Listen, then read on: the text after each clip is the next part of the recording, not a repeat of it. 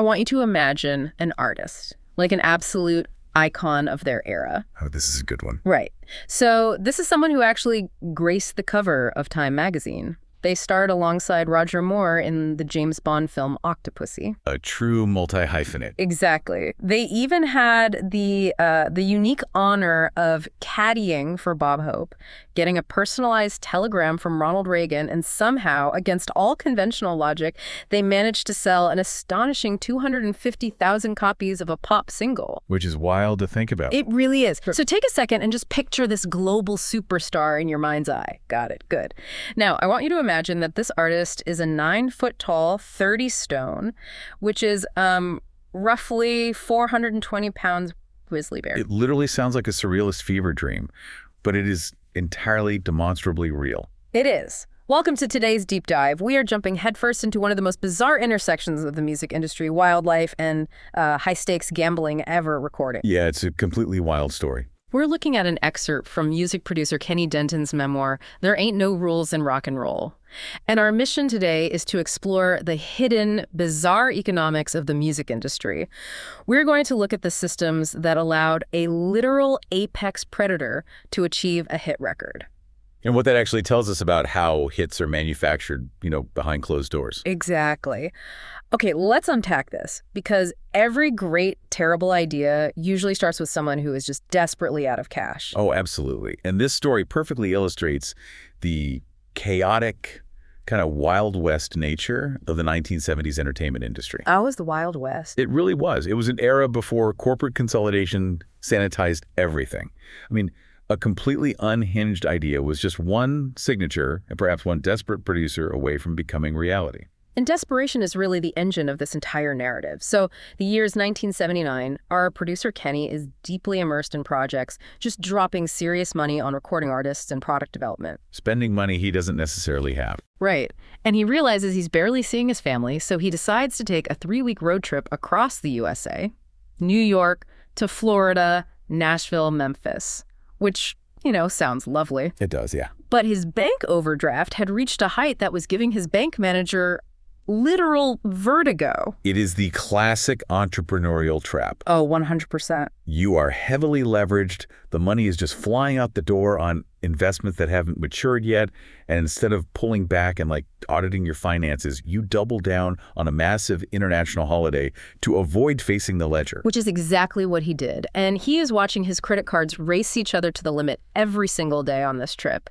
To cope, he relies on a trick that just perfectly captures the analog nature of the era. Oh, this trick is unbelievable. It really is. Remember, this is before instant electronic transactions, before microchips. So he leaves his credit cards on the scorching hot dashboard of his rental car in the Florida sun. Just baking in the heat. Exactly. And the logic, if you can even call it that, was that the extreme heat would slightly melt and distort the embossed plastic numbers on the card. Right. So when the cashier puts the card into one of those old manual ka-chunk machines. Oh, the ones that physically slide over the card to make a carbon copy? Yes, those exact ones. Yeah. He figured the numbers wouldn't register properly on the carbon receipt, which would delay or void the charge. It's like today, when your bank account is at zero and you're desperately rubbing the scratched chip on your debit card against your jeans. Hoping for a miracle. Exactly, just praying the digital reader gives up and approves the transaction offline. It's financial panic-breeding, highly questionable decision-making. And, predictably, the melted card trick fails completely. Shocker. Yeah, big surprise. He gets back to London, the financial reality hits him, and he realizes he needs a massive influx of cash instantly. And, when you project that kind of desperation into the universe often answers with something equally chaotic. Which brings us to a fateful meeting at South Kensington's posh Blake's Hotel. Driven by sheer financial terror, our producer sits down with two men, Henry Spurway and Rudolph Huber. Right. They are from Edinburgh, and they own a club called the Royal Chimes Casino. Now, they have ready cash, they have a brand new record label called Royal Chimes Records, and they have exactly one project they want produced. Just one. A cover of Johnny Preston's hit song, Running Bear. But the kicker is the lead vocalist. They want the vocals performed by Hercules the bear. A literal bear. A literal bear. Hercules had recently made global news because he escaped during a commercial shoot in the Outer Hebrides in Scotland. Oh, wow. I didn't know he escaped. Yeah, he was missing for 24 days before being found and reunited with his owner, who was a professional wrestler named Andy Robin. I mean, I understand the bear was famous, but I have to ask about the mechanics of this. How do you go from a pitch in a posh London hotel to actually getting a 400-pound apex predator into a vocal booth? Well, the first logistical rule of bear-based music production is that you don't bring the bear to the studio. Right. You bring the studio to the bear. That makes sense. So the casino owners allocate a substantial budget. They hire a top-tier publicist named Max Clifford. And on October 14th, the producer and the publicist fly up to Scotland. Armed with a battery-operated, Nagra-portable tape recorder and absolutely no idea what they're doing. None at all. They drive out to the Sheriff Muir Inn in Dunblane. It's this 300-year-old stone building surrounded by pristine, tranquil Scottish moorlands. And they sit down for tea and sandwiches with Andy the wrestler and his wife Maggie. Sounds very quaint. Very quaint. Until Andy casually drops into the conversation that Hercules is the only bear ever to wrestle his trainer unmuzzled. Oh, good Lord. Right. He makes a very specific point to detail just how incredibly sharp the grizzly's teeth actually are. Which is exactly what you want to hear right before meeting him. Oh, totally. I want you, the listener, to just imagine sitting in this quiet, cozy inn, sipping tea, when suddenly the tranquility is shattered. There is this thunderous sound of heavy footfalls. Shaking the building. Yes. It keeps getting louder, vibrating through the floorboards, reaching a climax right in the lounge. Hercules makes his grand entrance.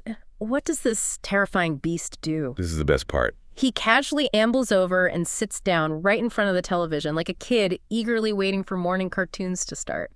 Even Max Clifford, this seasoned PR guy, starts sweating. What's fascinating here is that stark juxtaposition. You have an animal that possesses the raw, lethal danger of an apex predator. Right. But he's been placed into this intensely humanized domestic environment. That specific clash of danger and domesticity, the anthropomorphism of a bear acting like a human, is deeply psychologically appealing to the public. It's totally mesmerizing. I mean, exactly what made Hercules such a captivating PR spectacle. We just love seeing the wild tamed into mundane human habits. But the producer still has to do his actual job. Andy leads Hercules back to his spacious enclosure, and the producer has to follow them in. Oh, no. Yes. He's clutching this little portable tape recorder, inching closer and closer, holding a microphone right up to those notoriously sharp teeth we just heard about. That is terrifying. Just following this massive bear around the den, trying to capture grunts and growls until the tape physically runs out. I suspect he was mostly just relieved to get out of the enclosure with all his limbs attached. Oh, without a doubt. And you would think they'd call it a day after that, but no.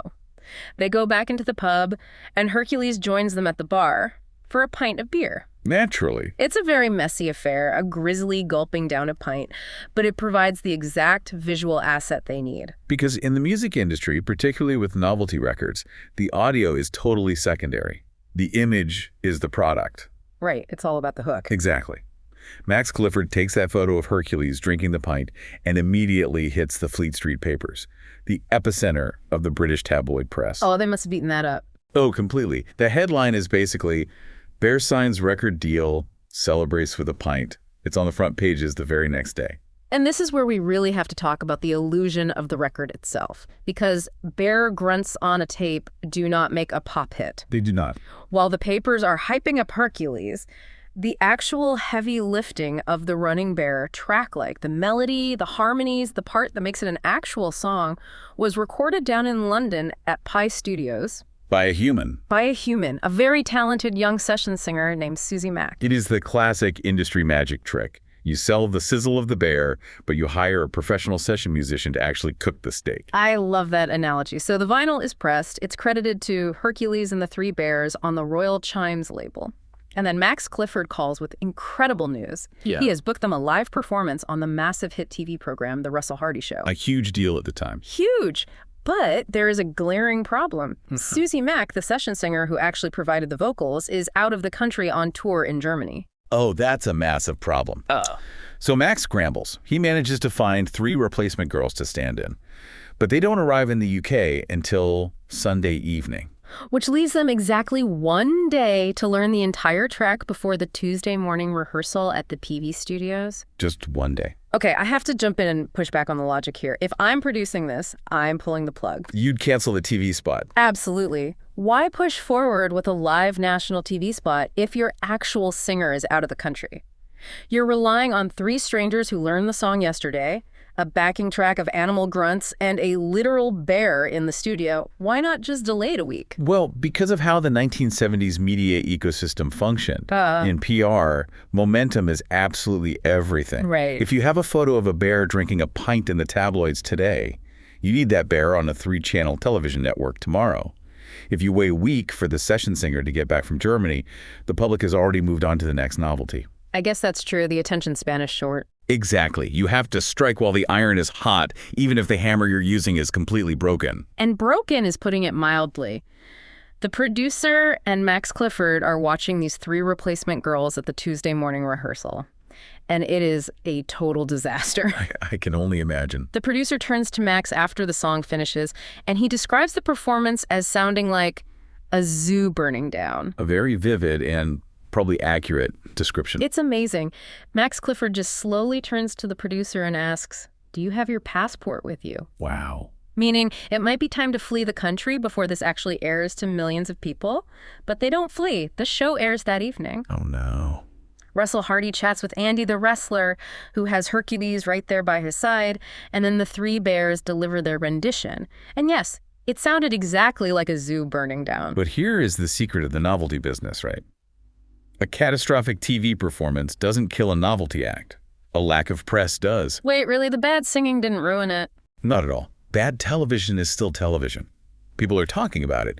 What actually brought the whole house of cards tumbling down wasn't the singing, it was the launch party. Ah, right. So you have a fake record and a disastrous TV spot.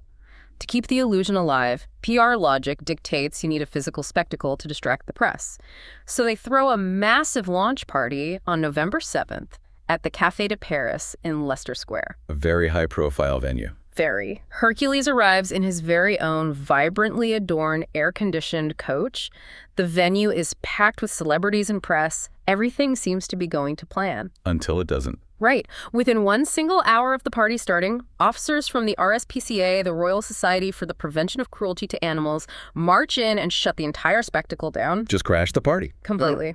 They remove Hercules from the premises, and the producer notes that someone had clearly tipped off the animal welfare officers about the exact location and timing of the event.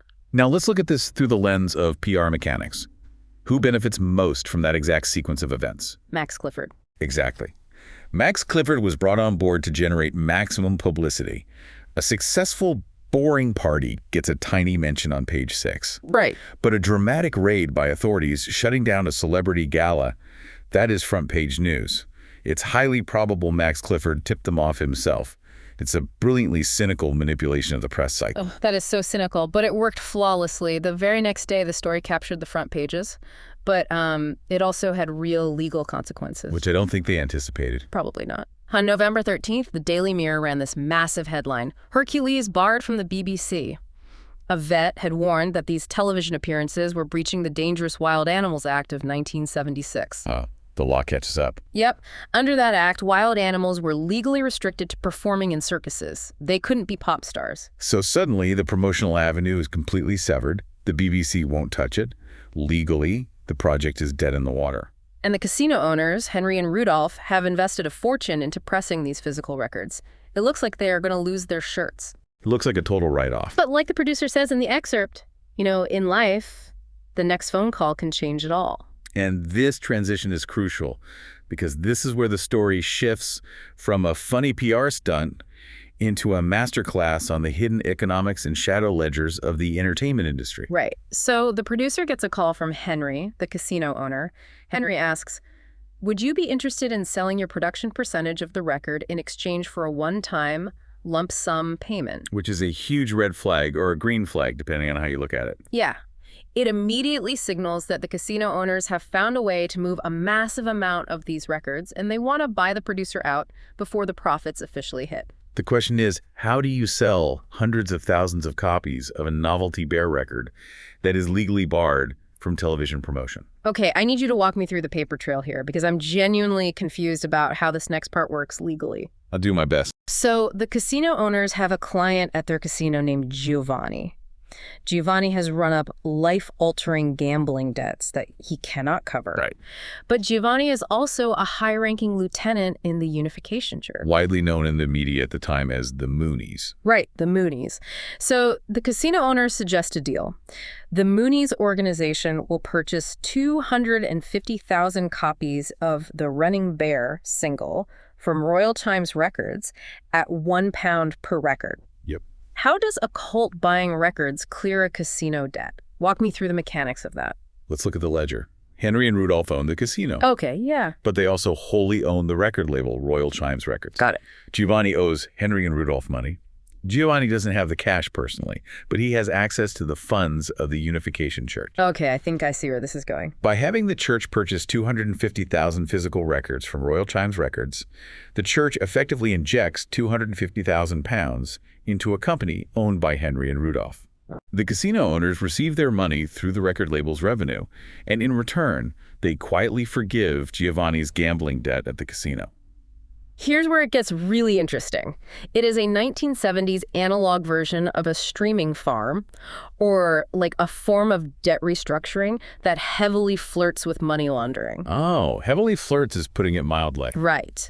The actual success of the record has absolutely nothing to do with people liking the music. It is purely a financial vehicle to move money from point A to point B. If we connect this to the bigger picture, it perfectly encapsulates how alternative economies operate beneath the surface. It's mind-blowing. But to complete the loop, we have to ask. The Unification Church now has 250,000 vinyl records. Why would they agree to this? Yeah, what do they do with all that vinyl? Because they had an incredibly robust street-level distribution network. Their recruits were already out on the streets of the UK daily, fundraising by selling flowers or trinkets. Oh, right. Swapping flowers for a novelty bear record was seamless for them. They could slowly recoup the church's money through street sales. And how did that affect the official charts? Like, did 250,000 records sold to a cult actually count as hit music sales? Absolutely. Are you serious? Yeah. In 1979, there were no barcode scanners at cash registers like we have with SoundScan today.